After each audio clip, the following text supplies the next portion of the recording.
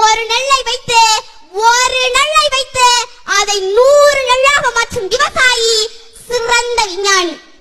கலப்பை, மண்வெட்டி, கோடாரி, கடப்பாறை கண்டறிந்தவரை விட இந்த உலகத்தில் இன்னும் ஒரு விஞ்ஞானி பிறக்கவில்லை. இங்கு தொழில் வளர்ச்சின்னு சொல்றீங்களே, நல்ல வேலை பார்த்தா சம்பளம் கிடைக்கும்.